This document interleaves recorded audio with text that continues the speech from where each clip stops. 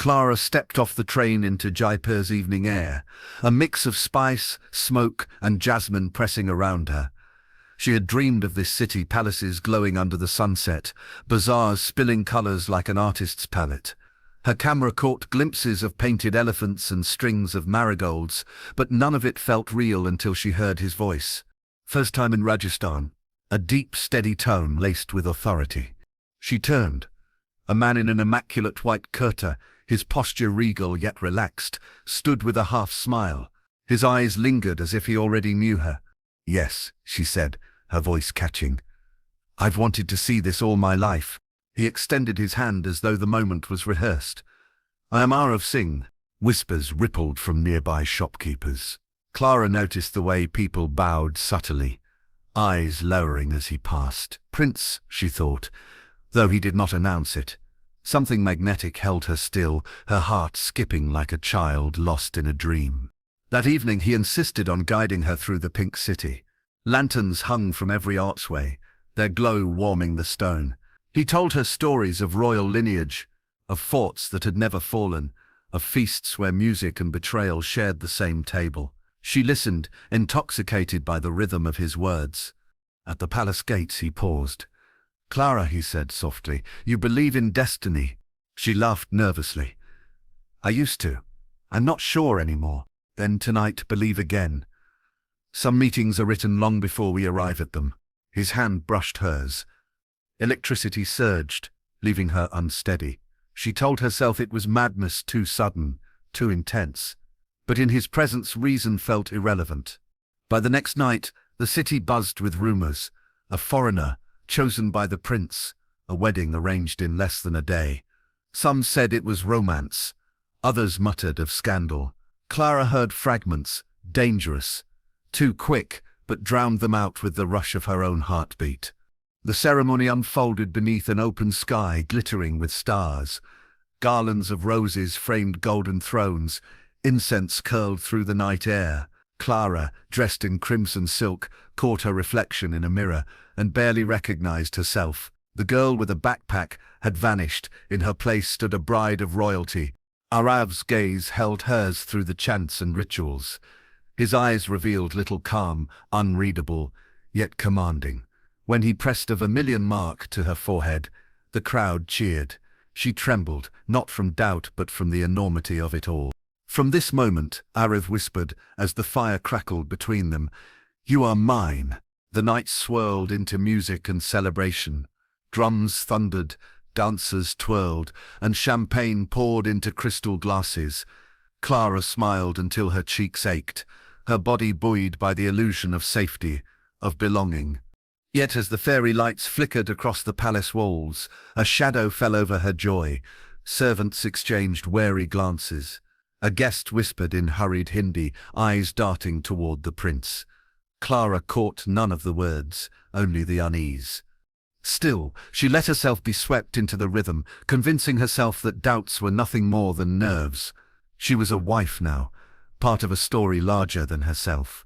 When dawn crept closer, Clara believed she had stepped into a fairy tale. She did not yet know that by morning the veil of wonder would slip, and silence would take its place. Clara stirred awake, her head heavy, the scent of roses still clinging to the sheets. For a moment she smiled, recalling music, laughter, the fire's glow, but when she reached across the bed, her hand touched only cool silk. Aarav's side was empty. She sat up quickly. The palace room loomed larger in the pale morning light, walls painted with fading frescoes, heavy curtains drawn tight. A silence hung in the air that felt unnatural, suffocating. "Aarav," her voice echoed, unanswered. Pulling on a robe, Clara crossed the room. The ornate doors, carved with peacocks, would not open. She rattled the handle again, harder this time. Lock. Her chest tightened. She pressed her ear against the wood. Somewhere beyond, she caught fragments of hurried voices in Hindi. She couldn't understand most, but her name cut through sharply. Clara, spoken with urgency, followed by a tone low and cold. Her hands trembled. She stepped back, scanning the room. Her backpack, her camera, even her passport, all gone. The dresser drawers yawned empty. What remained were only the wedding dress folded neatly in the corner, a mocking reminder of the night before. A knock startled her. The door opened a fraction, and a servant entered with a silver tray. His eyes stayed fixed on the floor. "Where is Aarav?" she asked quickly. The man's jaw tightened. "His Highness is occupied." "When will he be back?" He hesitated, then whispered, "Rest, you will need your strength." Clara stepped toward him, desperation rising. "No, please tell him I must see him. I need my things." The servant's gaze flicked up for a brief second, fear pooling in his eyes. Then he placed the tray on the table and hurried out, locking the door once more. Clara's pulse thundered.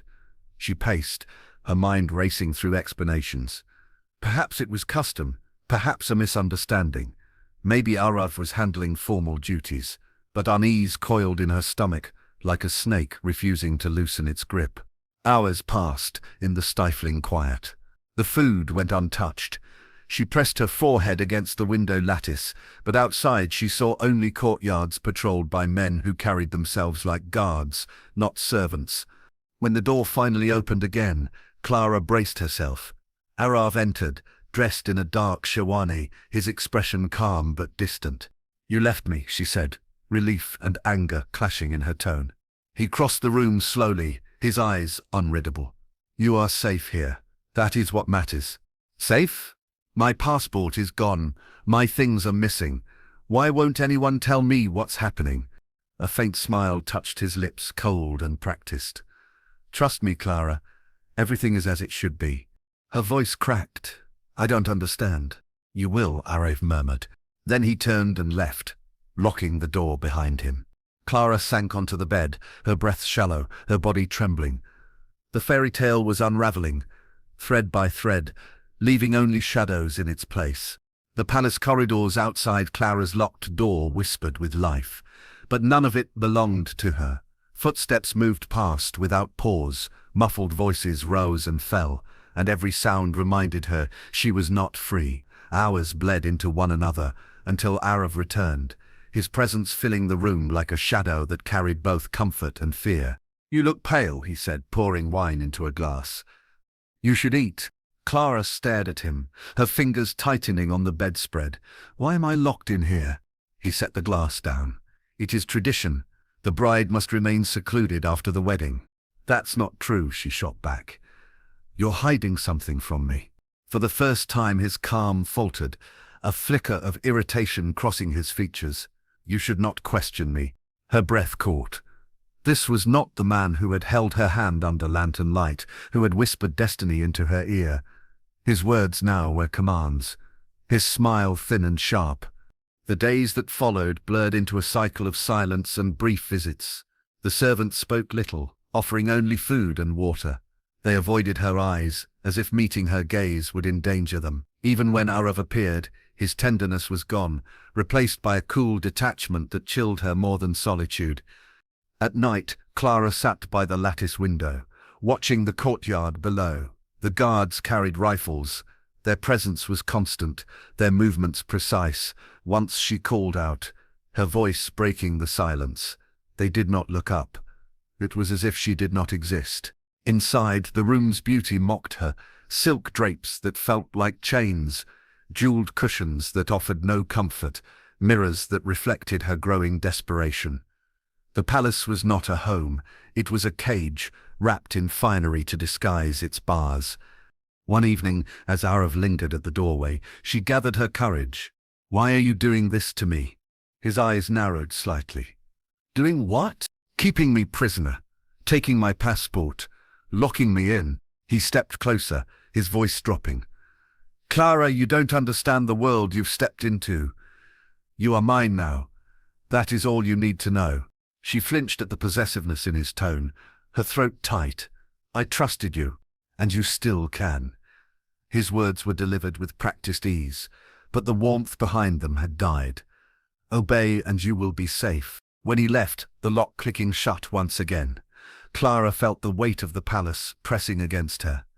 The fairy tale veil was gone, shredded, leaving behind only dread. Her thoughts twisted with denial and fragile hope. Maybe she was overreacting. Maybe this was some cruel cultural misunderstanding. Yet deep down she knew the truth was darker. That night, a storm rattled the windows. Thunder rolled through the palace, echoing her racing pulse. Clara clutched the edge of her robe, whispering into the emptiness, "Someone will come for me. Someone has to." But no one came. Only the storm answered, its roars swallowed by the silence that followed. Clara woke to the scrape of metal against stone. The door opened, and a maid slipped inside carrying linens. Unlike the others, this girl's hands shook as she arranged the bed. Her eyes darted toward Clara, then away, as if the very act of noticing her was forbidden. Clara moved closer. "Please, can you help me?" The maid froze, glancing at the door. In a hushed rush she whispered, "Do not speak loud. They listen." Clara's heart leapt. "Where is Aarav? Why am I locked here?" The maid's lips trembled. "You are not wife. Not truly. He brings women. Foreign women, always the same." A chill swept through Clara. "What do you mean, always?" The maid's gaze filled with pity and fear. "They never leave. Not alive." Before Clara could press further, the maid shoved the linens onto the bed and hurried out, leaving the warning hanging like smoke in the air. The lock clicked once again, sealing Clara inside with her dread. Her mind spiraled. She replayed every smile, every tender word Aarav had given her. Had it all been performance? The thought clawed at her chest. That night, restless, Clara pressed her ear to the door. Voices murmured in the corridor. Two men speaking in low tones. "Shipment arrives tomorrow," one said. And the girl, "Prepared. The prince's orders are final." A harsh laugh followed. "Such delicate skin. She will fetch a high price." Clara staggered back, hand over her mouth. Her body shook as the reality crystallized. She was not a bride, she was merchandise. The walls seemed to close in, heavy with centuries of secrets. The palace, once dazzling, now pulsed with menace. Every ornate carving looked like a warning, every flicker of candlelight a threat. When Aarav entered the next morning, Clara confronted him, voice trembling. "What are they saying about me? What is this price they talk about?" He poured tea, movements calm, deliberate. "You should not listen to gossip." "Stop lying to me," she shouted, her fear breaking into rage. "I heard them. They're planning something. What are you going to do to me?" Aarav finally looked at her, his smile thin. "You ask too many questions." "Because I deserve the truth," she cried. He set down the cup, his expression cooling into stone. "Truth is a luxury, Clara, and luxuries must be earned." He left her again, the door slamming shut. Clara collapsed onto the floor, her breath ragged. The maid's warning, the men's words, they were pieces of a puzzle she wished she could unsee. Somewhere deep inside, survival instinct stirred. If she was nothing more than a body with value, then her time was running out. She had to find a way out before the palace consumed her like the others. But as she rose, footsteps echoed outside once more, heavier this time, deliberate. Someone was coming, not with linens, not with food, but with intent. The lock snapped open at dawn. Two men entered, their faces stern, their hands rough as they seized Clara by the arms. She fought, twisting, shouting, but their grip tightened like iron. "Let me go, Aarav." Her voice echoed down the corridor, but no answer came. Dragged through dim passageways, Clara glimpsed the palace, stripped of glamour. Below the carved halls lay hidden staircases, stone corridors damp with neglect. The air thickened with the smell of antiseptic and iron, a stench that prickled her skin with dread. At last they shoved her into a sterile chamber. Cold metal tables gleamed under harsh fluorescent lights. Cabinets lined the walls, stocked with instruments that glinted like fangs. Clara's breath quickened. What is this place? A doctor in a white coat approached, his eyes devoid of warmth. Quiet, he gestured to the men. Hold her still. No, Clara thrashed, tears stinging her eyes. Please, I'm his wife. Aarav promised. The doctor's expression barely shifted. Wives are protected, you are not. The words struck harder than any blow. Aarav entered then, dressed immaculately, his presence commanding. For a heartbeat, Clara felt relief. believing he had come to stop this. "Aarav, tell them." Her voice cracked with hope. "Tell them I'm yours." He stepped closer, his gaze sweeping over her with chilling detachment. "You are mine," he said softly, "and that is why you will serve your purpose." Her knees weakened. "Purpose?" He brushed a strand of hair from her face, the gesture tender, the words merciless. "Your beauty lies not in vows, but in value. Every part of you is worth more than love could ever give." Clara shook her head, sobs breaking free. "You can't.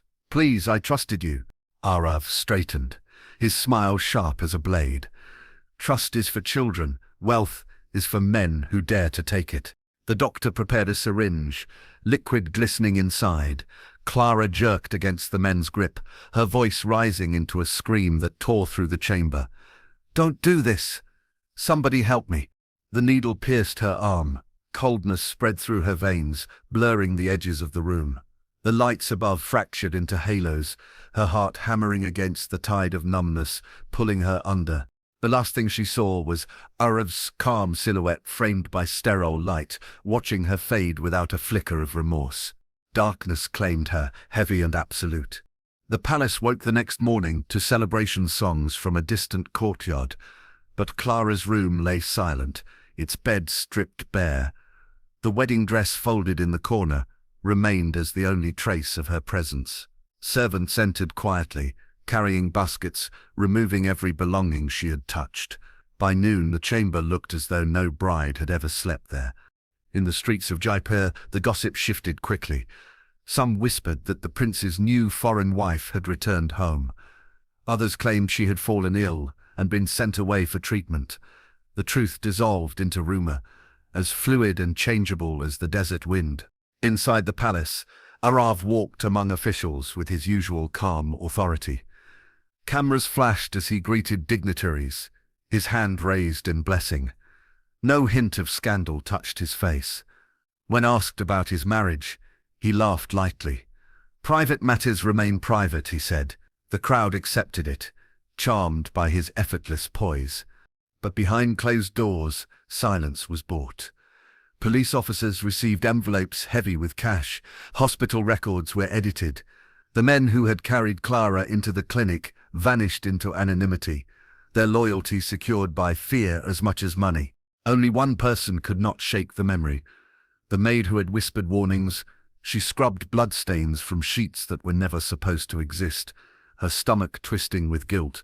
Each night she prayed in whispers, begging forgiveness for the foreign girl whose eyes had begged her to act. Far away, in a small European town, Clara's parents waited for a call that never came.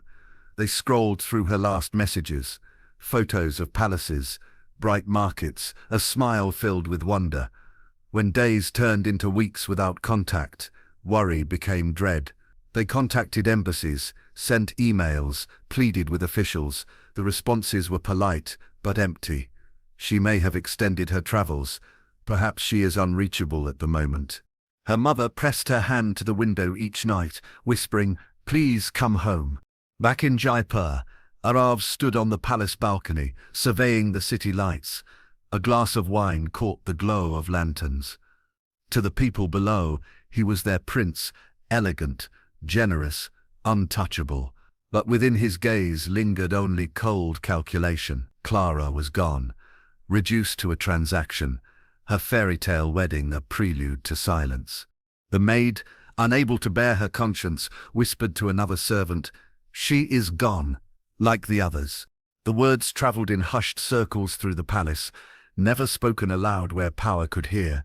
Fear sealed lips as effectively as locks sealed doors. For the world beyond, Clara became another name on a growing list of missing travellers, swallowed by a foreign land. Tourists disappeared every year. Hers was just another story, folded into statistics. But for those who had seen her smile, heard her laugh, or witnessed the terror in her eyes, the truth remained an open wound, one they dared not speak of. The bride had vanished, and in her place remained only whispers and shadows. Years passed. Clara's name faded from the embassy's list of open cases, shuffled beneath newer files, fresher tragedies. Her parents carried on with hollow routines, still setting an extra place at the table during Christmas, still leaving her bedroom untouched, as though waiting for a return that would never come. But the silence did not erase her. In Delhi, whispers resurfaced when a journalist investigating human trafficking traced a string of missing tourists back to Rajasthan. Each story echoed Clara's: sudden romances, whirlwind weddings, abrupt disappearances. The pattern was buried under money and power, yet the shape of it became impossible to ignore. Detective Raghav Mehta, long haunted by unsolved cases, reopened old files. "Why do they vanish after reaching Jaipur?"